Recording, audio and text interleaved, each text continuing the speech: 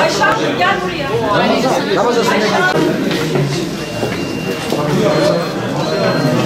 Kaldır.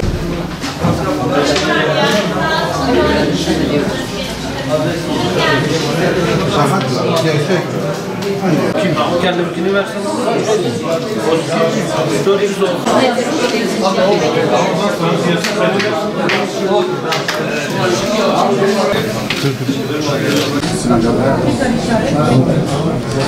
Bugünden itibaren İçişleri Bakanlığı nüfus idarelerimiz tarafından 3 belge verilmeye başlanıyor. Kimlik kartı ve eskilerin ifadesi nüfus cüzdanının verildiği nüfus idarelerimiz bugünden itibaren sürücü belgesi ve pasaportları da vermeye başladı. Böylelikle 3 belge nüfus müdürlüklerimizce bir merkezde ve toplu olarak verilmeye başlanacak. Biz buna İçişleri Bakanlığımızca üçü bir yerde diyoruz. Hayırlı olmasını diliyorum. Vatandaşımıza hizmet vermede, onların birden fazla kamu kurumlarında aynı yoğunlukta ve fazla mesai harcamasından kurtaracak, kırtasiyeciliği azaltacak, bir merkezde işlemleri çabuklaştıracak ve en önemlisi bir veri bankası temelinde sorgulanmak noktasında çok hızlı ve çok çabuk bir şekilde karşılanacak çok önemli bir kamu hizmeti. Bugün hayata geçiyor. Hayırlı ve uğurlu olmasını diliyorum ülkemize, insanımıza. Önemli bir özellik de artık aynı bilgiler birden fazla istenmeyecek.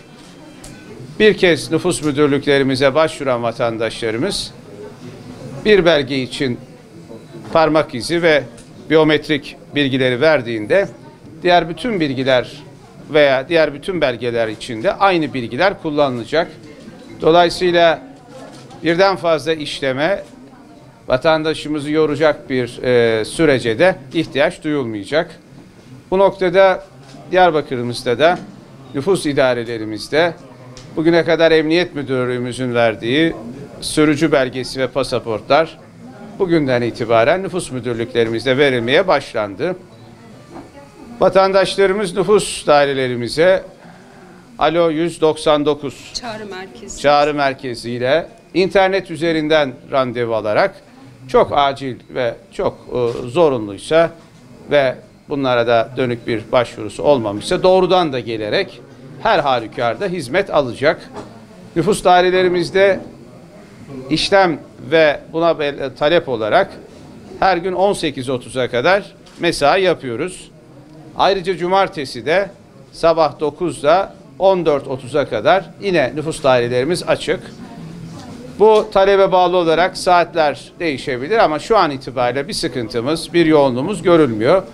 Vatandaşlarımıza eksiksiz ve tam anlamıyla nitelikli bir kamu hizmeti vermek adına bütün dairelerimizde olduğu gibi nüfus dairelerimizde de bugünden itibaren yoğun ve özverili bir çalışma başlıyor. Her şey vatandaşımızın mutluluğu için, onların kamudan aldıkları hizmetin kalitesini iyileştirmek ve onlara en iyi hizmeti en kısa sürede sunmak için. Ben hakikaten çağdaş bir dönemde, çağdaş bir kamu yönetiminde bu hizmetin hayırlı olmasını diliyorum. Vatandaşlarımıza hizmet verecek bütün personelimize başarılar diliyorum. İnşallah her birisi için başlayan bu dönem hayırlı olur.